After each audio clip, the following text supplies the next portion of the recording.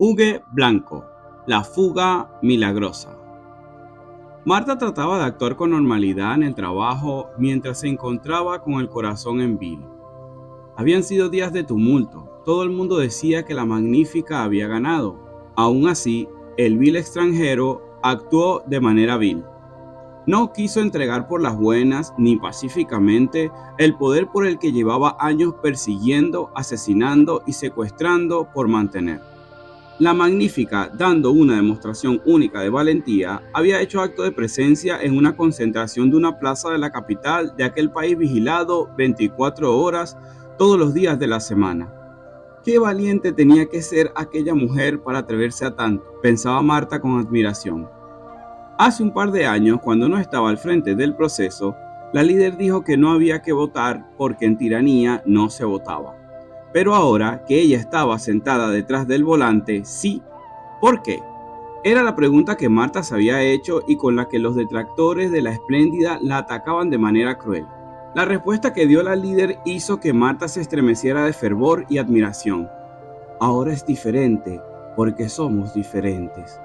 Aquello era una verdad rotunda. Después de tantos años de vejaciones, necesidades y abusos, nadie era el mismo en aquel país, ni siquiera Marta, con sus hijos en el extranjero. La esperanza de Marta cada día al ir al trabajo era aquel hasta el final. Aquello le sonaba profético viniendo de aquella sublime mujer. Marta estaba inundada con el fervor que se apodera del piadoso cuando cree que está por llegar la respuesta de sus oraciones. Las elecciones las ganaron como siempre se supo que lo harían. El extranjero usurpador, al que el difunto tirano había ungido como su sucesor, era capaz de perder las elecciones en contra del más feo de los anfibios, salido del más hediondo de los pantanos. Al extranjero nadie lo quería, y los que fingían hacerlo lo hacían por pura necesidad. La mente de las personas se debatían entre la dicotomía de que, a pesar de la existencia de pruebas documentadas al respecto, e incluso la existencia de un libro que explicaba matemáticamente cómo era que el régimen se había robado todas las elecciones de las últimas 2 décadas, y que, por su parte, la líder aseguraba que aquella era la primera vez que se demostraría ante el mundo la trampa, Marta, fiel creyente, había orado sin cesar por aquella mujer única, verdadera y firme. Cuánta rabia le daba cuando sus detractores la llamaban la reina hojarasca, mentirosa y vendedora de humos. Ya quisieran ellos tener la mitad de la valentía que tenía aquella aguerrida mujer. Hace unos meses, Marta tuvo un sueño con la elegida. En el sueño, Marta, llorando desconsoladamente, se aferraba al cuerpo de la sublime como una hija que busca el consuelo de su madre. La elegida la miró con ternura, le secó las lágrimas con las manos y le dijo que no se rindiera, que esta vez llegarían hasta el final. Poco tiempo después, en un discurso que se haría viral en las redes, Marta la escuchó decir que ganarían y cobrarían, que esto era hasta el final. Marta lloró, aquella era la señal del cielo, no había dudas. Por fin Dios quitaría lo oprobio de su amado país. La primera vez Dios salvó a la humanidad a través de un salvador, ahora sería a través de una salvadora. La visión del mundo de Marta empezaba y terminaba en su país. Marta era de las que creía que su país tenía que ser de los más importantes del mundo, si no el más importante. A Marta le habían hecho creer que toda la política mundial giraba en torno a su nación. Las elecciones se dieron. Fueron robadas las elecciones como se sabía y al día siguiente todo de vuelta a la normalidad. Todos estaban tensos, esperando cuál sería el plan ahora que se robaron las elecciones. Necesitaban que esa madre saliera a orientar a sus hijos. La líder se presentó en una tarima de una concentración. Luego de dar un discurso esperanzador, se retiró a guarecerse en aquel lugar que nadie sabía, una suerte de Batwoman de la vida real.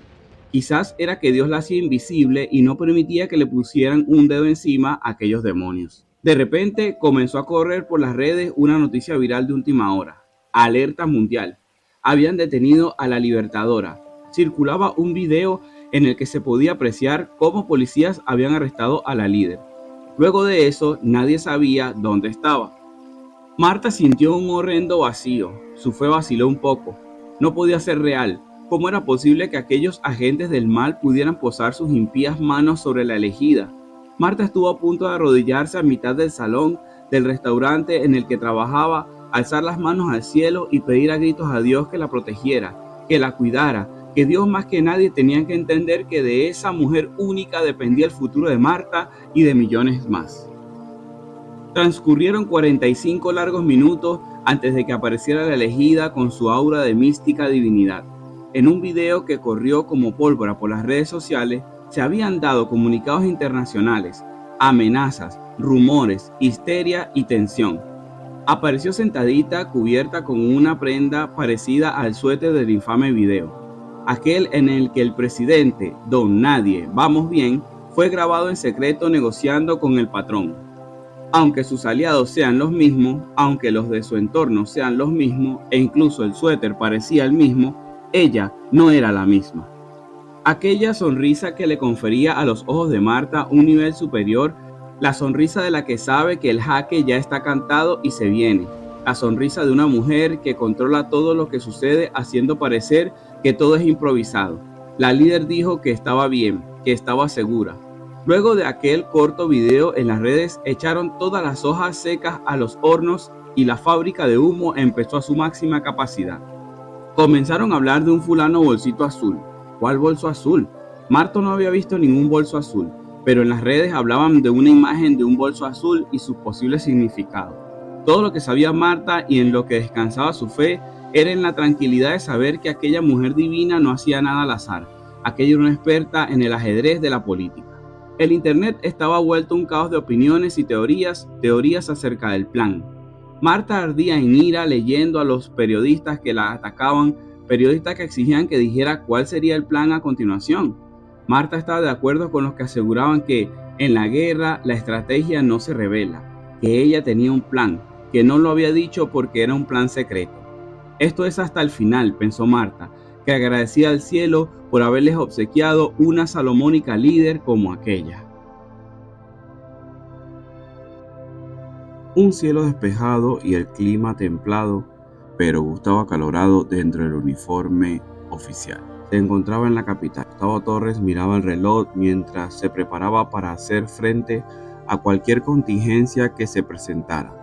Los habían convocado porque al parecer había posibilidades de que hiciera acto de presencia aquel personaje nefasto, aquella mujer maldita que encarnaba todos los males de su país. En el briefing de la mañana, los superiores se encargaban de reafirmar el compromiso con el partido y de cómo los esfuerzos de aquella derecha apátrida estaban causando tantos estragos en su país, alentando sanciones y bloqueos, queriendo abrirle las puertas para entregar en bandeja de plata su nación a los intereses imperialistas. Más de una vez había escuchado decir a enardecidos compañeros que lo mejor que podía pasar era que borraran aquella infame nación del mapa.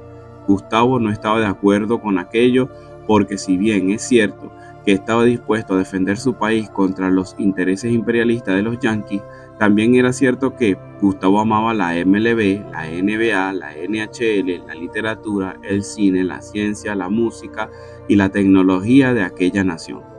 Muchos de los primos de Gustavo y dos de sus hermanos estaban también en Esclavos Unidos, como a él le gustaba llamarlo. El comisario de acento cubano les había estado preparando ideológicamente para enfrentarse a sus enemigos de la derecha neoliberal.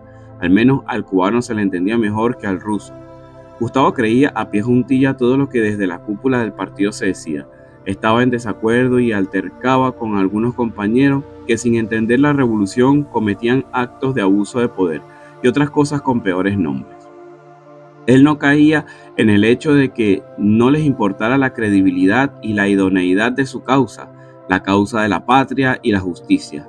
A veces se sentía solo en aquella lucha, porque parecía que incluso desde el alto mando miraban a otro lado ante algunos hechos funestos que manchaban toda la gloriosa causa de la revolución. Gustavo recién llegaba a la plaza en la que se presentaría la mujer esa. Estaba alerta, atento, mirando porque de esos escuálidos se podía esperar cualquier cosa. Aunque anduviesen cantando con manos alzadas, banderas y actitudes motolitas, él sabía que en el fondo eran perversos, eran traicioneros, vendepatrias y asesinos. Los veía ahí, jóvenes y adultos en familia, reunidos en aquella plaza donde supuestamente estaría pronto aquel brote del diablo en forma de mujer que los lideraba. Gustavo pensaba que tendría que ser demasiado estúpida para hacer acto de presencia. El operativo que se había desplegado más las cámaras de circuito cerrado con las que vigilaban los alrededores no dejaba espacio posible para que se desplazara sin que la detectaran. Un estruendo de aplausos y gritos llamó la atención de Gustavo hacia la tarima. No lo podía creer, ahí estaba la bruja. Se sacó un suéter oscuro y quedó con una camisa blanca. Todos los que estaban en aquella tarima estaban de blanco. Incluso había aparecido el enano hijo de puta que tanto se les había sabido escapar. Gustavo se juró a sí mismo que esta vez no se le escaparían. Él haría lo que fuera necesario para atraparlos a ambos. La paz de su país lo requería. Comenzó a escuchar un torrente de conversaciones por la radio anunciando que la picha estaba en el lugar, que todos atentos. Si no fuese porque Gustavo creía en Dios y en los derechos humanos, con todo el gusto del mundo le habría disparado, que la historia lo absolviera como el patriota que era. Se le hizo eterno tener que soportar el discurso de aquella señora, que no era más que un montón de mentiras. Pobres idiotas todos esos tarados que estaban a los pies de la tarima llorando y alzando las manos hacia la traidora aquella. La noche anterior había visto el episodio de Juego de Tronos en el que la madre de dragones liberó a los Inmaculados. Sintió una descarga eléctrica desde los pies a la cabeza al pensar en cómo Bolívar, un solo hombre, fuera capaz de cambiar la vida y el destino de tantos. Sí, Gustavo no era capaz de entender que si bien Bolívar fue importante, aquella empresa de emancipación costó el valor y la vida de millones de hombres y mujeres. A diferencia del Libertador y de la Calesi, esta idiota lo único que quería era entregar su país a intereses extranjeros. Al menos eso era lo que le decían desde la inteligencia cubana, rusa, iraní y china. Para Gustavo fueron 30 minutos que se arrastraron como las olas en las que se sufre. Por fin terminado el evento, Gustavo tuvo que decidir por cuál de los dos ir, si por el enano de mierda o la reina nefasta. Se decidió por el premio gordo. Si sus compañeros eran unos idiotas ineptos que estaban más pendientes de matraquear en las alcabalas que de cumplir con su deber patrio, él no era así. Él sí se tomaba las cosas en serio. Él quería un mejor futuro para sus hijos. Las sanciones y el bloqueo tenían a su país en la ruina y cada vez peor. Esa realidad la sufrían todos, y jamás le perdonaría que su viejita muriera por una bacteria que adquirió luego de que la operaran de la cadera. Debido a las sanciones, Gustavo tuvo que conseguir desde gasas, guantes, los anestésicos y hasta el hilo para coserla. Por poco y le piden que la operara él mismo. Con todo y todo, al final se había muerto. Agarró una bacteria en el quirófano y Gustavo no alcanzó a conseguir el antibiótico a tiempo. Movió cielo y tierra hasta que por fin consiguió el antibiótico en una farmacia del extranjero. Costaba cientos de dólares e importarlo se tardaba de 1 a 2 meses. Aquella fue la única vez que se sintió tentado a cometer cohecho debido a la desesperación de aquellos días. Ni entre sus dos hermanos en Estados Unidos y él pudieron hacer nada. Oraron, ayunaron, clamaron, pero al parecer Dios decidió llevarse a perfumar el cielo. Al menos eso le había dicho el pastor de la iglesia a la que Gustavo iba de vez en cuando. Se prometió que, por la memoria de su viejita, aquella rata no se le escaparía. Se alejó de la plaza y organizó una alcabala tipo emboscada junto con unos renuentes subordinados. Intentaron convencerlo de que aquello no era buena idea, que ellos tenían otras órdenes. A Gustavo no le interesaban las órdenes, su objetivo era claro. Si en verdad estaba resguardada en el lugar en el que todos decían, estaría obligada a pasar por ahí y caería en sus manos. La ansiedad y los nervios recorrían su cuerpo. Por su mente pasaba el recuerdo del comandante y cómo la tipita esta lo había llamado ladrón delante de todo el país. Ese día pensó que el águila se comería esa mosca. Aquella mugrosa invitándolo a debatir, recordaba con desprecio Gustavo. Ella, una simple cifrina boba del este de la capital, contra el hombre más grande que ha dado la historia reciente de su país. Por mi madre, por usted, comandante. Diosito, que estás en los cielos, mándamela, pónmela en mis manos. Permítenos acabar con este mal que carcome mi patria, oraba mentalmente Gustavo. Otra cosa que le recriminaban era su fe cristiana. Muchos de sus colegas se decían cristianos como él, pero tenían una extraña mezcolanza de creencias. Hablaban del Espíritu Santo obrando sobre un Tauro con Júpiter a favor, que la sangre de Cristo y la de María Leonza les protegían, que el fuego del Señor y el doctor José Gregorio, cosa por el estilo. Ese ecumenismo pagano le causaba a Gustavo una terrible aprensión. Algo en sus tripas se removía escuchando esas cosas y viéndolo en los estados de WhatsApp. En cambio, a él le recriminaban que tuviese solo una esposa, que no se interesaba por tener romances con nadie y que no se prestara para asuntos torcidos de ningún tipo. Obvio que no se iba a poner a delatar a nadie, porque tampoco era un idiota suicida, pero él no participaba activamente de nada torcido, siempre que le era posible evitarlo. Estaban todos en su posición esperando. Los compañeros de Gustavo se miraban unos a otros, pero no decían nada. Estaban todos tensos, dispuestos, atentos. Gustavo miraba a todos lados. De los escuálidos se podía esperar lo que sea. Miró al final de la calle en la que acechaba a su presa. Al final de la avenida venían un par de motos. En la segunda moto, la pasajera de atrás vestía un suéter oscuro que él reconoció al instante. Agradeció a Dios mentalmente y le dio la señal a sus hombres, manos a la obra. El patrón estaba preparándose para grabar su podcast. Nunca se imaginó que le gustaría tanto todo aquel tema de las cámaras, la edición y esa forma de mover al público, ya no como político, sino como influencer. Sonreía pensando que su yo del pasado hubiese mandado a darle una corrección al que le hubiese dicho que en el presente estaría en eso. Mucho han cambiado las cosas, mucho es lo que hemos tenido que hacer para llegar a este punto.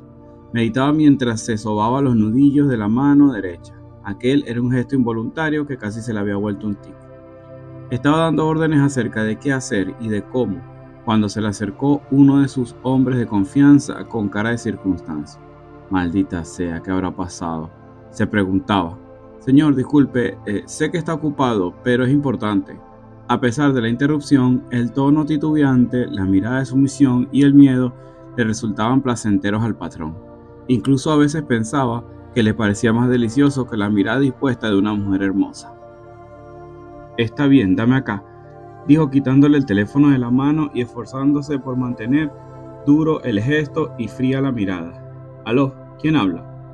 En resumen, la conversación fue así. Disculpe que le moleste, señor. Todo se hizo como usted dijo, pero hubo un error. La señora la arrestaron.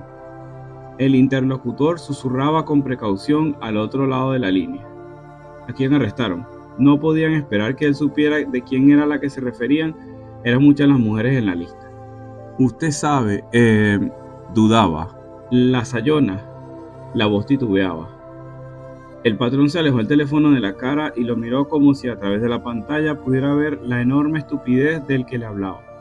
Ahora, con el ceño fruncido y el gesto demudado en una máscara de pura ira, veía como todos en el estudio le miraban con terror. ¿Quién coño la arrestó y dónde la tienen? Hablaba ahora en susurros de rabia comprimida. Sentía que se ahogaba en ira. Cuando todo estaba marchando como se esperaba, siempre aparecía un imprevisto y aquel era precisamente el peor de los imprevistos. Otra vez el reflujo del estómago le trepaba por el esófago, aquel asqueroso sabor a bilis en la boca. Bueno, al parecer fue un oficial de la policía de investigaciones, un tal Gustavo Torres. Dicen que es uno de esos, usted sabe, de los bobos, de los que creen, pues. A lo mejor pensó que nos estaba haciendo un favor. Estaba aterrado el interlocutor al otro lado de la llamada. En ese momento el patrón entendió dos cosas, que era uno de sus hombres y el porqué de la laraca de su cuenta en X. Había supuesto que eran los típicos vendehumo de la mujercita esa etiquetándolo en sus análisis de mierda. Maldita sea, ¿cómo era posible que a estas alturas hubiese un idiota tan grande como aquel pendejo que hizo el arresto? Hay órdenes que no se pueden dar, que uno espera que los subordinados tengan la suficiente sindéresis para entender, pero con aquella tropa de animales siempre algo pasaba. Era esperar mucho de unos simios que no entendían las cosas explícitas, cuanto menos las tácitas. Estaba harto de los idealistas. Tuvo que pasar demasiado tiempo besando el culo idealista del difunto, resistiendo humillaciones y bajando la cabeza para ahora tener que lidiar con idealistas subordinados. Los fanáticos eran una cagada, fuese de donde fuese el fanatismo. Hazme el favor, averigua quién dio esa orden. Esperaba no hubiesen sido los malditos hermanos esos que tanto les jodían. Se salvan que el extranjero los tiene en alta estima, pero si fueron ellos, ya esto sería un franco acto de guerra, una guerra suicida. Estarían tratando de hundir el barco en el que navegaban todos. Dile al coño de su madre ese que la suelte. Le estaba empezando el dolor de cabeza, le palpitaba la frente de la ira. Escúchame bien. Lo pensó mejor, que la ponga a grabar un video donde se vea que no le ha pasado nada, porque por tu maldita madre espero que no le haya pasado nada, ¿me oíste? Que la suelte, terminó los gritos. Claro, señor, tiene razón. Fue una cagada muy grande. Trató de sonar lo más arrastrado posible. Tenía que evitar ser el foco de aquella ira. Es más, manda a dar una buena terapia a ese idiota. Pero una de las buenas, ¿me oíste? Y lo interrogas, a él y a todos los que estaban con él. Luego que canten, me pasas un informe. Y si fue una operación independiente, deshazte de esos imbéciles. No necesitamos a idiotas así, descerebrados que a estas alturas no hayan entendido de qué va la vaina. Colgó, maldijo, gritó. Todos a su alrededor huían como cucarachas ante la luz. Tenía ganas de hacer daño. El tiempo pasaba lento para el patrón. Fueron otros 45 minutos largos. ¿Cuándo iban a entender que en aquel país no pasaba nada que él no supiera? Él sabía dónde estaba la mujercita esa, por Dios. Todo el mundo sabe dónde está la mujercita esa. Tenía ganas de hacer daño. El tiempo pasaba lento para el patrón. Fueron unos 45 minutos largos. Solo pudo estar tranquilo cuando le llegó el video de la señora buena y sana, esperando su venia para ser difundido por las redes. Los detestados hermanos le habían estado escribiendo pidiéndole explicaciones. Las declaraciones desde el imperio. El hipócrita dos caras desde España. El extranjero estaba furioso. La mujer del extranjero también estaba fuera de sí. Se sentía humillado, todos exigiéndole explicaciones. Un grupo de cobardes que nunca habían tenido estómago para hacer lo que él sí. Malditos malagradecidos. Después de que le confirmaron que la mujercita esa estaba ya de vuelta en la embajada, fue que se dignó a responderles a todos. Incluso se vio obligado a escribirle al contacto que le comunicaba con la Sayona. Les dijo a todos que él no lo había ordenado, aunque sabía que igual no le creerían, que aquello fue un error humano y que todo seguía como se había pactado. Hemos llegado al final de La Fuga Milagrosa. Gracias por haberme acompañado hasta acá. No me queda más que pedirte que por favor le des like si te ha gustado, lo compartas con algún amigo y le des al botón de suscribirte. Quédate atento porque pronto estaré subiendo más contenido al canal.